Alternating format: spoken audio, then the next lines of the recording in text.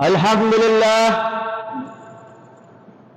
summa alhamdulillahilladzi qassama fadla baina ibadihi wa dammana al-arzaq wa qassama az-ziyadah wa rabba az-zar'a tarbiyata at-tifli fi nihadi. Ahmaduhu subhanahu wa ta'ala yahsuru lisan an ta'didihi wa ashkuru syukra man afraduhu bitawakkuli wa i'timadi. Wa ashhadu an la ilaha illallah wahdahu la syarika lah. Wa ashhadu anna sayyidana Muhammadan abduhu wa rasuluh. Allahumma salli wa sallim wa barik ala sayyidina Muhammadin wa ala alihi wa ashabihi ansarud din wa amdadihi alladhina jahadu fillahi haqqa jihadi. Amma ba'du, fa ya ayyuhal hadirun, usi nafsi wa iyyakum bittaqwallahi wa ta'atihi la'allakum tuflihun. Ya ayyuhalladzina amanu ittaqullaha haqqa tuqatih wa la tamutunna illa wa antum muslimun. Wa tazawwadu fa inna khairaz zadi at-taqwa. Hadirin jamaah Jum'ah rahimakumullah. Pada hari yang mulia ini, hari Jumat atau sering disebut juga dengan Sayyidul Ayyam, penghulunya hari, seagung-agungnya hari bagi Allah adalah hari Jumat. Hari Jumat pada hari ini bertepatan dengan tanggal 23 bulan Safar 1448 Hijriah. Alhamdulillah wa syukurillah, wala haula wala quwwata illa billah. Di hari ini Allah masih memberikan kita nikmat-nikmatnya, nikmat iman, nikmat Islam, nikmat sehat, sehingga kita dapat berkumpul di tempat yang mulia ini.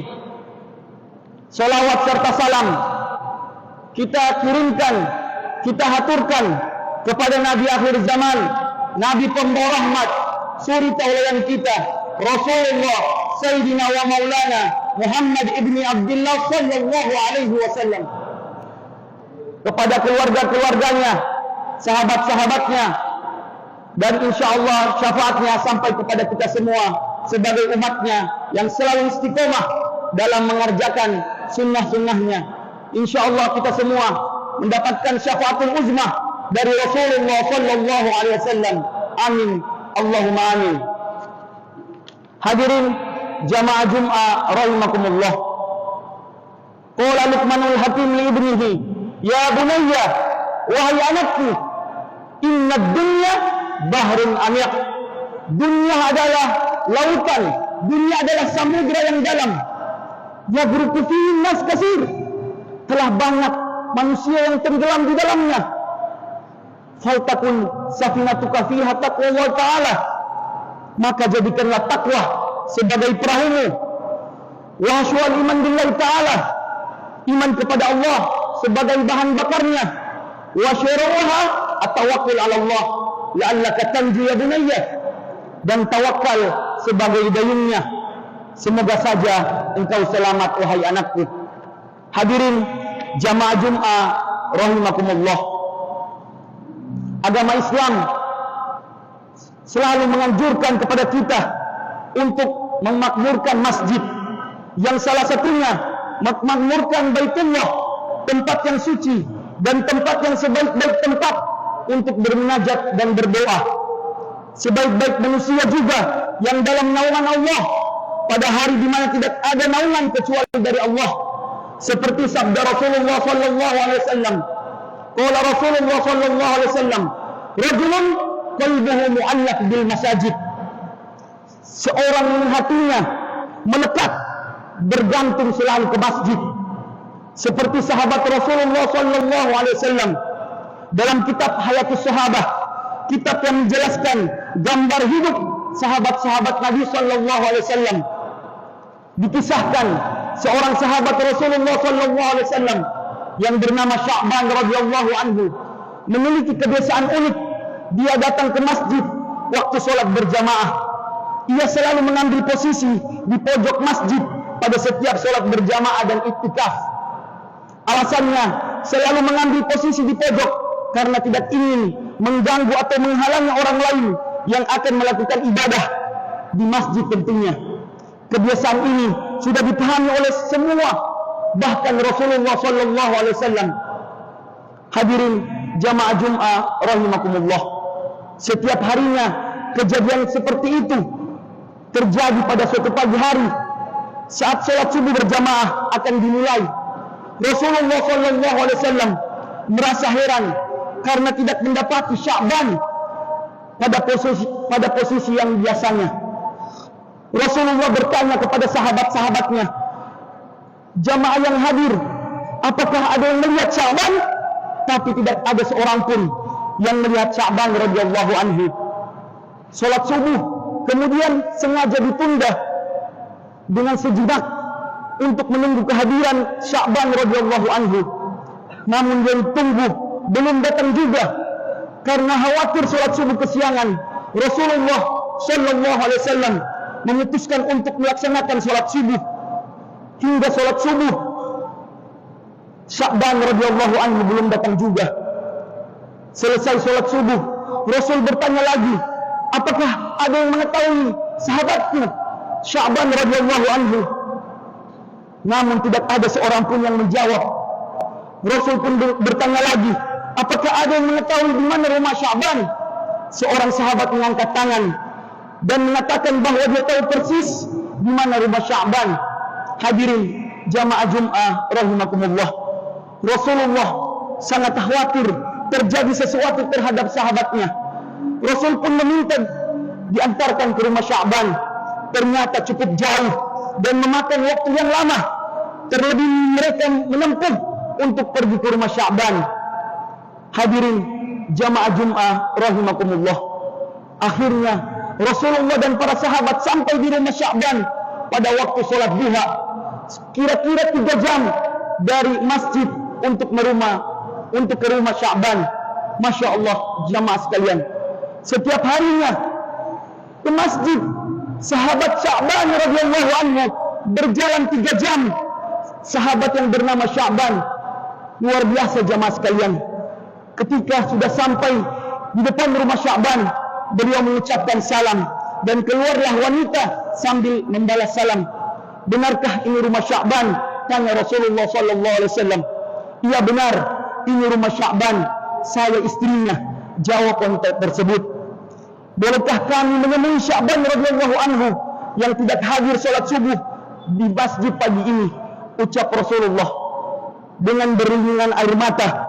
Istri Sya'ban radhiyallahu menjawab, beliau telah meninggal dunia. Inna lillahi wa inna ilaihi raji'un. Jawab sahabat-sahabat yang mendengarnya. Jamaah sekalian, satu-satunya penyebab Sya'ban tidak hadir salat subuh di masjid adalah karena ajal telah menjemputnya. Beberapa saat kemudian, istri Sya'ban radhiyallahu bertanya, ya Rasulullah, ada sesuatu yang jadi tanda tanya bagi kami semua, yaitu menjelang kematiannya dia 3 kali berteriak dengan masing-masing teriakannya disertai satu kalimat. Kami semua tidak paham apa maksudnya.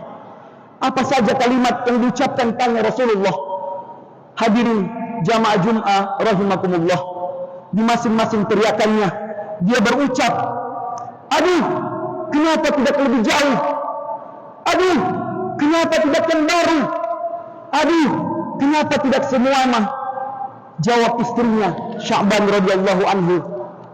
Rasulullah sallallahu alaihi wasallam melantunkan ayat yang terdapat pada surah Qaf ayat 22. A'udzu billahi as-sami'il 'alim minasyaitonir rajim. Laqad kunta fi ghaflatin min hadza fakashafna anka ghita'aka fadharsharuka al-yawm hadid. Yang artinya, sesungguhnya kamu berada dalam keadaan lalai dari hal ini, maka kami tutupkan daripadamu hijab yang menutupi matamu, maka penglihatanmu pada hal itu amat tajam. Hadirin jamaah Jumat rahimakumullah, saat Sya'ban radhiyallahu anhu dalam keadaan sakaratul maut, perjalanan hidupnya ditayangkan oleh Allah Subhanahu wa taala. Bukan hanya itu, semua ganjaran dari perbuatannya diperlihatkan oleh Allah Subhanahu wa taala. Apa yang dilihat oleh Sya'ban radhiyallahu anhu dan orang yang sakaratul maut tidak bisa disaksikan kita yang masih hidup. Dalam pandangannya yang tajam itu, Sya'ban radhiyallahu anhu melihat satu adegan di mana kesehariannya dia pergi maupun pulang ke masjid untuk sholat berjamaah 5 waktu. Perjalanannya sekitar 3 jam untuk berjalan kaki. Tentu itu bukan jarak yang sangat dekat. Dalam tayangan itu pula Sya'ban diperlihatkan pahala yang diperolehnya dari langkah-langkahnya ke masjid. Ujar Rasulullah sallallahu alaihi wasallam, dia melihat seperti apa bentuk surga yang dijanjikan sebagai ganjarannya. Saat dia melihat, dia Sya'ban berucap, aduh, mengapa tidak lebih jauh? Timbul penyesalan dalam diri Sya'ban radhiyallahu anhu. Mengapa rumahnya tidak lebih jauh lagi supaya pahalanya didapatkan lebih indah? Kemudian dalam penggalan kalimat berikutnya, Sya'ban radhiyallahu anhu melihat saat ia berangkat untuk sholat berjamaah di musim dingin tentunya. Saat ia membuka pintu, berhembuslah angin yang dingin menusuk ke tulang. Dia masuk ke dalam rumahnya. Kemudian dia mengambil pakaiannya. 2 baju dipakai. Sya'ban memakai baju yang bagus, baju yang baru, dan yang jelek di luar. Dia berpikir jika kena debu tentu yang hanya kena yang luar. Sampai di masjid dia bisa membuka baju yang di luar. Saat sholat berjamaah, ketika dia melakukan perjalanan menuju masjid, dia menemukan seseorang yang terbaring, yang kedinginan dalam kondisi mengenaskan. Sya'ban merasa iba dan segera membuka bajunya yang paling luar, dipakaikan kepada orang tersebut. Kemudian ia memapahnya agar dapat melakukan sholat subuh berjamaah.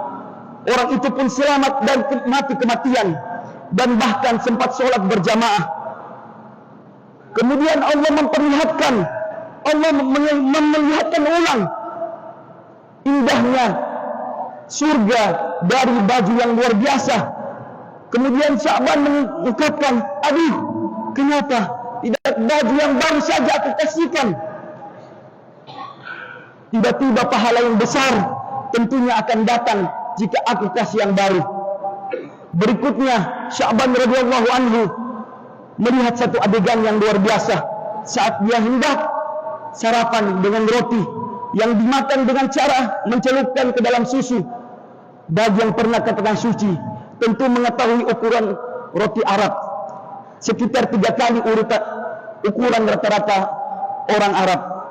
Ketika baru saja masuk mulai sarapan, muncullah pengemis di depan pintu yang meminta sedikit roti karena sudah 3 hari perutnya tidak makan. Sya'ban radhiyallahu anhu merasa ibah.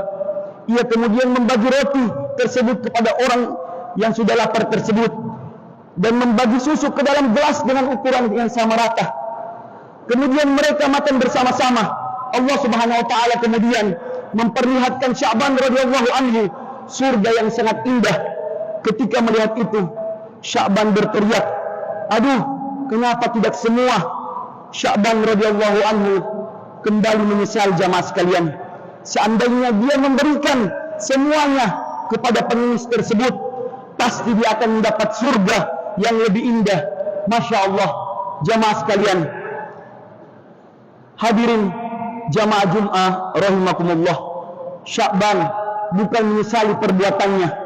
Sya'ban bukan menyesali apa yang sudah diperbuatnya, tetapi Sya'ban menyesali kenapa tidak bisa lebih optimal, tidak bisa lebih yang terbaik diberikan. Sesungguhnya jamaah sekalian, pada suatu saat nanti kita semua akan meninggal dunia, akan menyesal, dan tentu dengan kadar yang berbeda. Bahkan ada yang meminta ditunda matinya, karena pada saat itu barulah terlihat jelas konsekuensi dari semua perbuatan di dunia.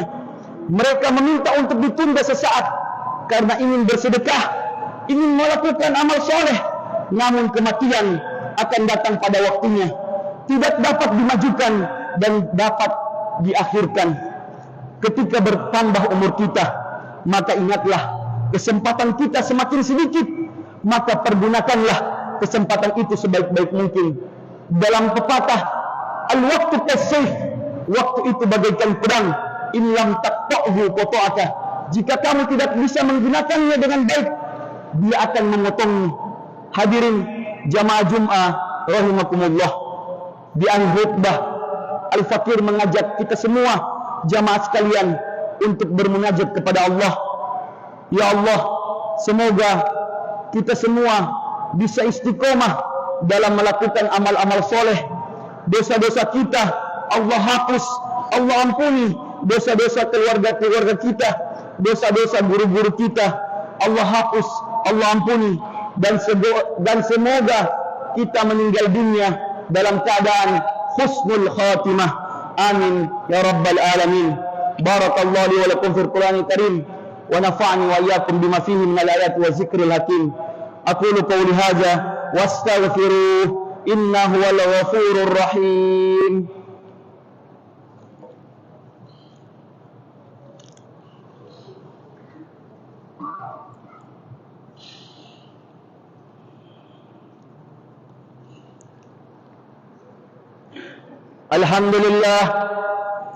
Alhamdulillah hamdan kama amar, wa ashhadu an la ilaha illallah wahdahu la syarika lah, irghaman liman jahada bihi wa kafar, wa ashhadu anna sayyidana Muhammadan abduhu wa rasuluh.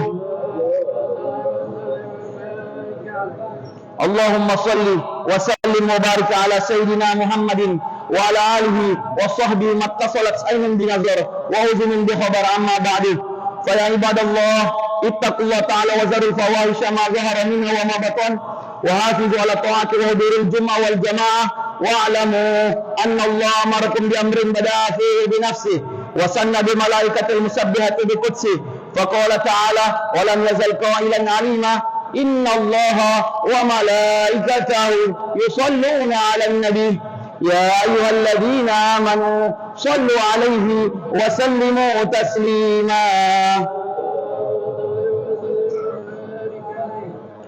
اللهم صل وسلم وبارك على سيدنا محمد طب القلوب ودوائها وعافية الأبدان وشفائها ونور الأبصار وضيائها وعلى آله وصحبه أجمعين وارض عن الخلفاء الراشدين الذين قضوا بالحق وكانوا به عادلين ساداتنا أبي بكر وعمر وعثمان وعلي وعن سائر أصحابك نبيك أجمعين وعن التابعين ومن تبعهم بإحسان إلى يوم الدين وارض عنا معهم برحمتك يا أرحم الراحمين. اللهم اغفر للمسلمين والمسلمات والمؤمنين والمؤمنات الأحياء منهم والأموات إنك مجيب الدعوات وقاضي الحاجات يا أرحم الراحمين. اللهم أنت ربنا لا إله إلا أنت خلقتنا ونحن عبدك ونحن على عهدك ووعدك ما استطعنا نعوذ بك من شر ما صنعنا ونبوء لك بنعمتك علينا ونبوء بذنبنا فاغفر لنا فإنه لا يغفر الذنوب إلا أنت. اللهم انصر إخواننا المسلمين في كل مكان. اللهم ارحم إخواننا المسلمين في كل مكان. ربنا آتنا في الدنيا حسنة وفي الآخرة حسنة وقنا عذاب النار. عباد الله إن الله يأمر بالعدل والإحسان وإيتاء ذي القربى وينهى عن الفحشاء والمنكر والبغي يعظكم لعلكم تذكرون واشكروا على نعم يزدكم واسألوا من فضل يعطيكم ولذكر الله